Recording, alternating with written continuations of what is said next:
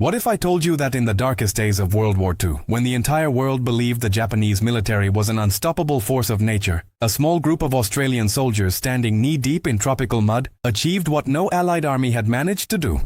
What if I told you that these young men, outnumbered and outgunned, fighting in conditions so brutal that weapons jammed and men drowned in their foxholes, delivered Japan's first major land defeat of the entire war? Before we dive into this incredible story, let me know in the comments where you're watching from, and if you have any connection to the brave diggers who fought in the Pacific. This is a story that changed the course of history, and it's a story that deserves to be told. August 1942. The world is watching the Pacific theater with mounting dread. Singapore has fallen. The Philippines have fallen. The Dutch East Indies, conquered. Hong Kong, gone. Wake Island, Guam, all lost to the relentless Japanese advance sweeping across Asia and the Pacific like a tsunami of steel and fire. In every engagement, Japanese forces have demonstrated tactical superiority, fanatical determination, and an aura of invincibility that has shaken the confidence of every Allied nation. Military strategists in Washington and London are preparing contingency plans for the fall of Australia itself. The question on everyone's mind is not if the Japanese can be stopped, but whether anyone has the courage and capability to even slow them down. In the steaming jungles of New Guinea, at a place called Milne Bay, that question is about to be answered in the most dramatic and unexpected way imaginable. Milne Bay sits at the far eastern tip of Papua New Guinea, a natural harbor surrounded by dense jungle, swampland, and mountains that rise like ancient sentinels from the mist. It's a place where the rain doesn't just fall, it assaults you with biblical fury, where the mud isn't just wet earth but a living enemy that swallows boots, vehicles, and hope with equal voracity.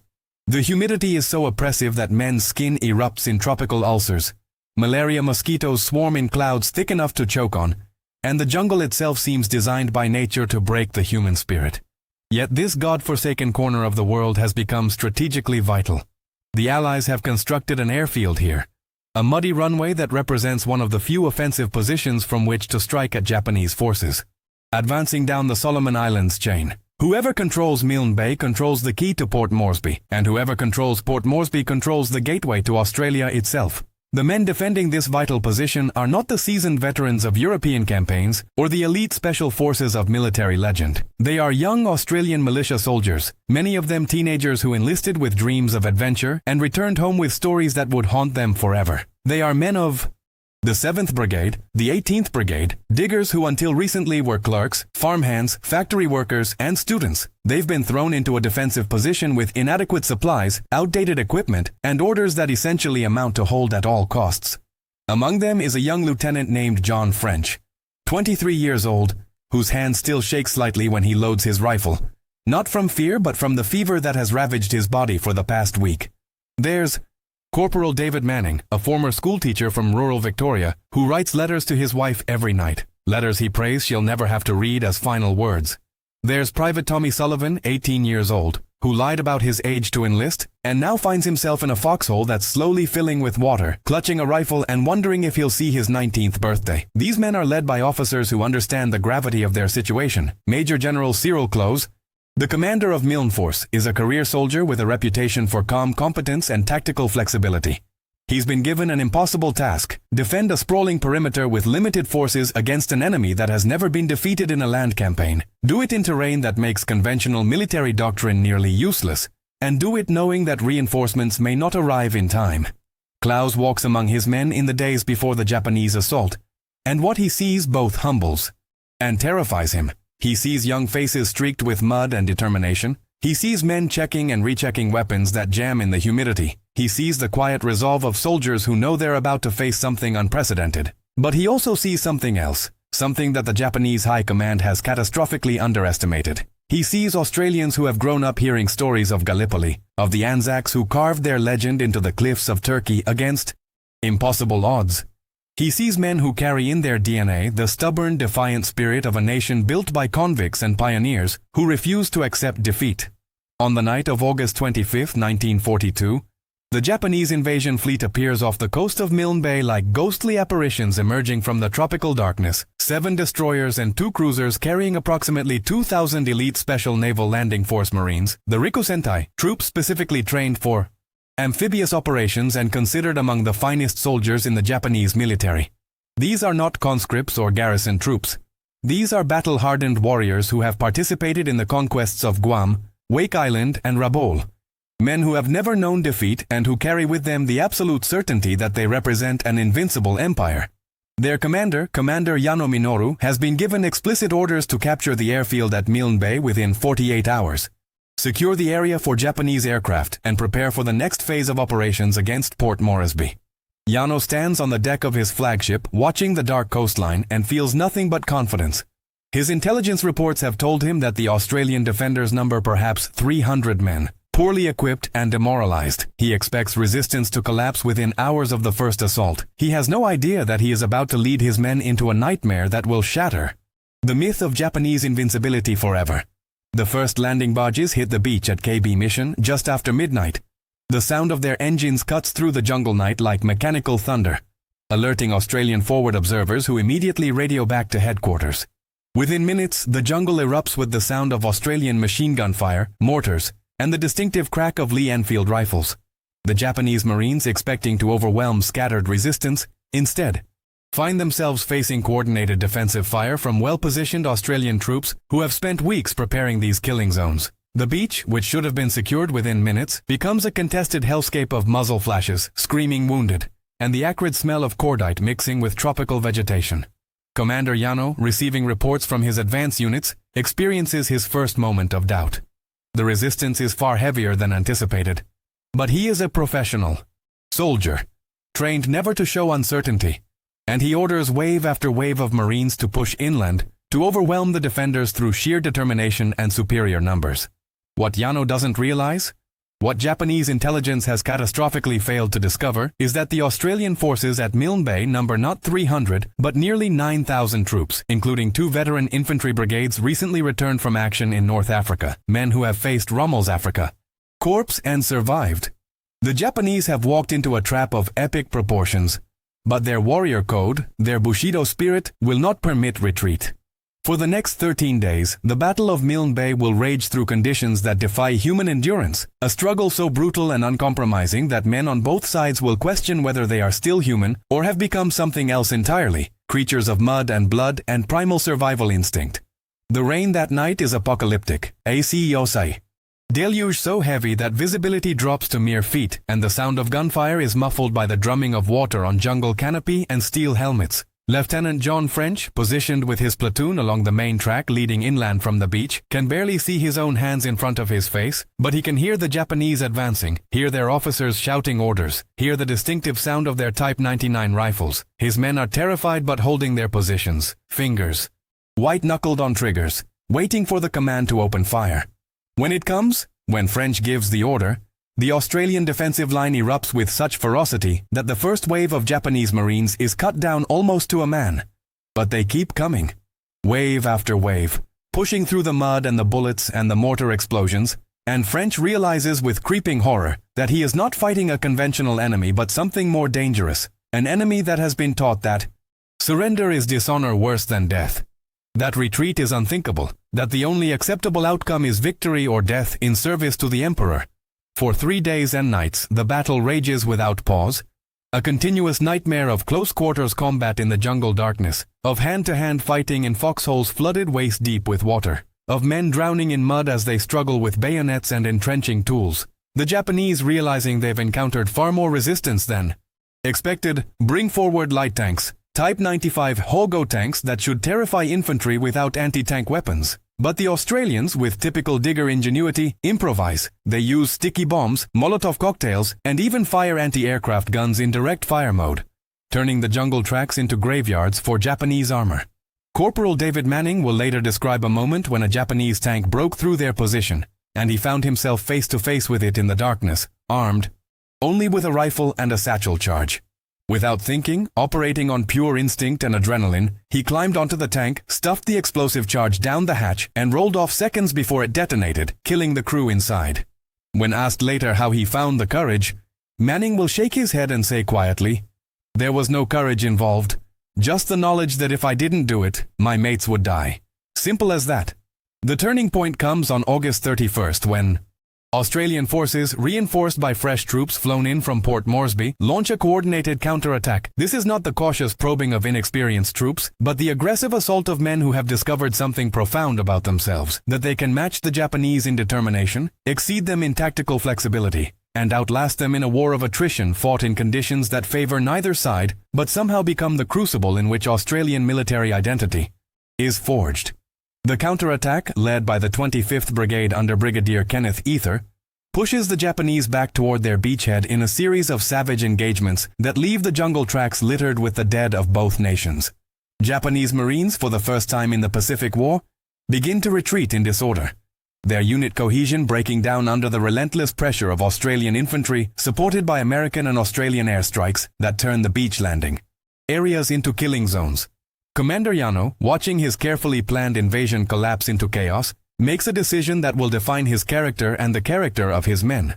Rather than order a general retreat and save as many troops as possible, he orders a final desperate assault on the Australian positions, a banzai charge that sends his remaining effective forces directly into the teeth of Australian machine gun positions. It is a tactical disaster, a slaughter that achieves nothing, except the deaths of hundreds more Japanese Marines. But it also reveals something important about the nature of this conflict, that the Japanese military doctrine, so effective in the early months of the war, contains a fatal flaw: the refusal to adapt, the insistence on attack regardless of circumstances, the elevation of dying gloriously over living to fight another day. These cultural imperatives that make individual Japanese soldiers so formidable also make their military strategies predictable and ultimately self-defeating when facing an enemy willing to match their determination while maintaining tactical flexibility.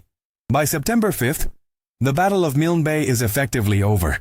The Japanese, having lost over 700 killed and many more wounded, begin a desperate evacuation of their surviving forces. Australian casualties are also heavy, 161 killed, but the strategic and psychological impact of the victory is incalculable. For the first time in the Pacific War, a Japanese amphibious invasion has been completely defeated. For the first time, the myth of Japanese invincibility has been shattered, and for the first time, Allied troops have proved that the Japanese can be beaten in jungle warfare, on ground of their choosing, when faced with soldiers willing to match their determination and exceed their adaptability. The silence that descends on Milne Bay after the last Japanese destroyer disappears over the horizon is profound and unsettling.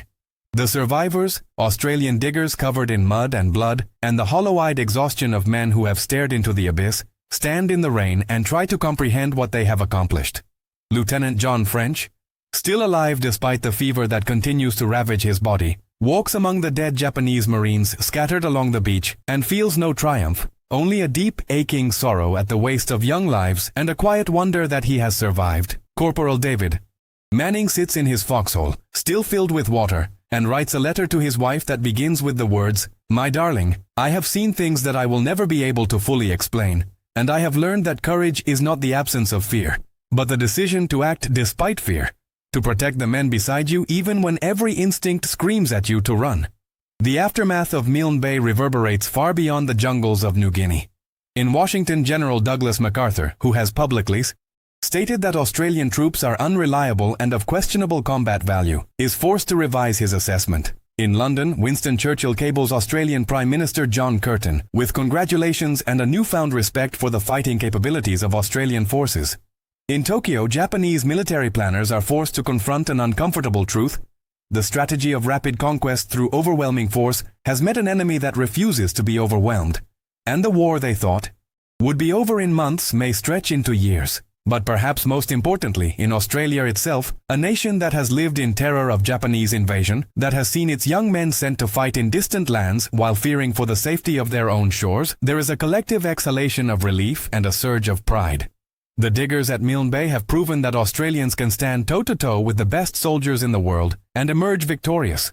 Yet the true heroes of Milne Bay are not just the soldiers who fought and died in the mud and rain, but also the pilots who flew in impossible weather conditions to provide air support, the engineers who kept the airfield operational despite constant rain and occasional Japanese bombing raids, the medical personnel who worked in field hospitals where wounded men outnumbered beds 10 to 1, and the indigenous Papuan laborers who carried supplies through the jungle, evacuated wounded soldiers, and provided intelligence on Japanese movements, all while risking their own lives. These forgotten heroes, rarely mentioned in official histories, were integral to the Australian victory, and their contributions reveal a deeper truth about the nature of this battle. Milne Bay was not won by superior firepower or brilliant strategy alone, but by the collective determination of diverse groups of people united by a common cause, the defense of their homeland and the rejection of tyranny. The lessons of Milne Bay extend far beyond military tactics. This battle demonstrated that high-tech weaponry and superior numbers mean nothing without the will to use them effectively, that cultural assumptions about enemy capabilities can be catastrophically wrong, that terrain and weather are force multipliers that can negate conventional advantages, and most profoundly that ordinary people, when pushed to their limits and fighting for something they believe in, are capable of extraordinary courage and resilience. The young Australian soldiers who held the line at Milne Bay were not professional warriors or elite special forces. They were farm boys and city clerks, teachers and factory workers, men who would have been perfectly content to live quiet, ordinary lives, but who, when called upon, discovered reserves of strength they never knew they possessed. In the decades since Milne Bay, historians have debated the relative importance of various Pacific battles. Was it Midway that turned the tide? Was it Guadalcanal? The truth is that each battle contributed to the eventual Allied victory, but Milne Bay holds a unique place in that sequence of events. It was the first land battle won by the Allies against Japanese ground forces. It was the first time that a Japanese invasion was not just slowed or stalemated, but completely defeated and thrown back into the sea. It was the psychological turning point that proved to Allied soldiers everywhere that the Japanese could be beaten, that they were not supermen but soldiers who could be outfought and outthought by determined opponents. The ripples from Milne Bay spread across the Pacific, changing the calculation of every subsequent battle and giving Allied forces something they had desperately lacked: hope that victory was possible. Today the beaches of Milne Bay are quiet again, reclaimed by the jungle that briefly became a battlefield. The airfield, once so vital that thousands died fighting for control of it, has long since returned to tropical overgrowth. The only reminders of the battle are scattered memorials and the occasional rusted relic uncovered by erosion, silent witnesses to the violence that once consumed this place. But the legacy of Milne Bay lives on in the Australian military tradition, in the stories passed down through generations, in the understanding that when Australians are pushed to the wall and told that defeat is inevitable, they have a habit of proving the experts wrong. The diggers who fought at Milne Bay, those who survived and those who fell, became part of a legend that continues to inspire. They proved that courage is not the exclusive property of any one nation or culture, that ordinary people can achieve extraordinary things, and that the outcome of battles is determined not by predictions or assumptions, but by the actions of individuals who refuse to accept defeat. The Japanese Marines who fought at Milne Bay deserve their own recognition. They were brave soldiers following orders, fighting with a determination and courage that matched their Australian opponents. Many of them died in the jungles and on the beaches of Milne Bay, far from home, in service to a cause they believed was just.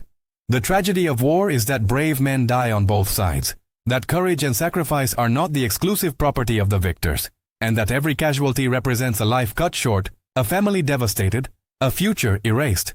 The Australian soldiers who fought at Milne Bay understood this. In their letters and diaries, they express respect for the tenacity of their Japanese opponents, even as they fought desperately to defeat them. This recognition of shared humanity, even in the midst of total war, is perhaps the most profound legacy of Milne Bay.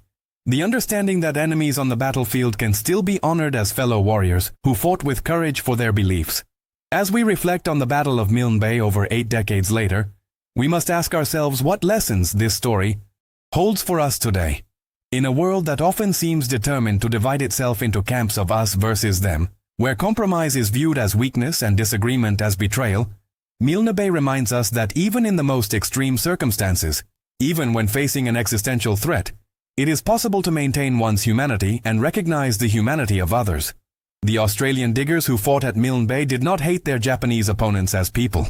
They fought against an ideology of conquest and domination, against a military force that threatened their homeland.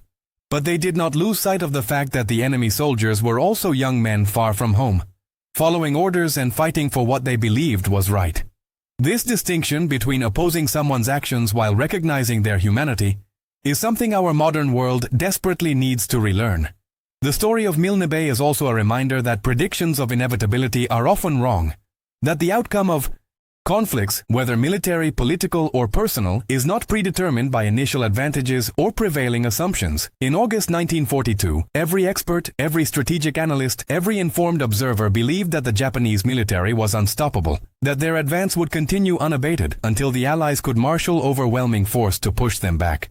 The diggers at Milne Bay didn't receive that memo. They fought not because they believed victory was inevitable, but because defeat was unacceptable. They understood that sometimes the only way to change an impossible situation is to refuse to accept the impossibility and fight anyway. This lesson resonates far beyond military history. It speaks to anyone facing seemingly insurmountable challenges, whether personal struggles, professional obstacles, or societal injustices. The message of Milne Bay is clear. Circumstances don't determine outcomes, choices do, and the choice to keep fighting, to refuse to surrender to despair or inevitability, can change everything. Finally, Milne Bay teaches us about the nature of courage itself.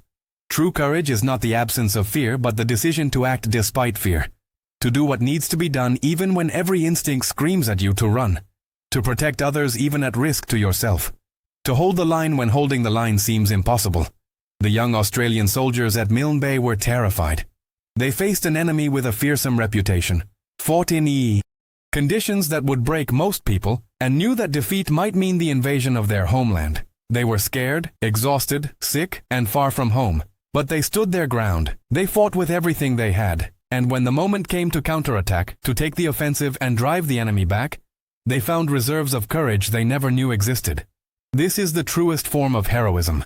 Not the flashy Hollywood version where heroes are fearless supermen, but the quiet, grinding determination of ordinary people who do extraordinary things simply because it needs to be done, and there's no one else to do it. So here's what I want you to take away from the story of Milne Bay.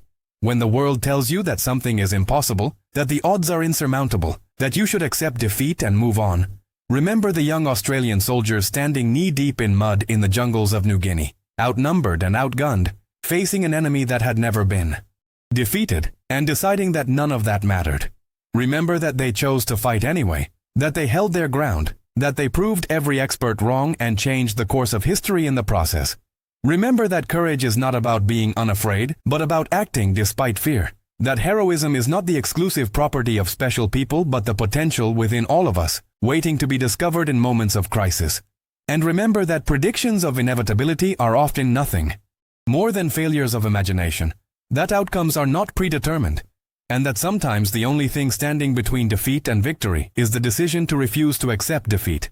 If this story of courage, determination, and the refusal to accept the impossible has moved you or inspired you, I'd love it if you could hit that like button and let me know in the comments what aspect of the Milne Bay story resonated most with you. Was it the incredible courage of the Australian diggers? The tactical brilliance that turned the tide? The broader lesson about facing impossible odds? Share your thoughts, share this video with someone who needs to hear this message, and subscribe if you want more stories of extraordinary courage and human resilience from history's most defining moments. The men who fought at Milne Bay changed the world by refusing to accept what everyone said was inevitable. What will you refuse to accept? What impossible thing will you fight for? The legacy of Milne Bay is not just a military victory from 8 decades ago. It's a living testament to the power of human determination, and that power lives in each of us, waiting for the moment when we decide that impossible is just another word for hasn't been done yet. Until next time, remember the diggers of Milne Bay, and never ever accept defeat without a fight.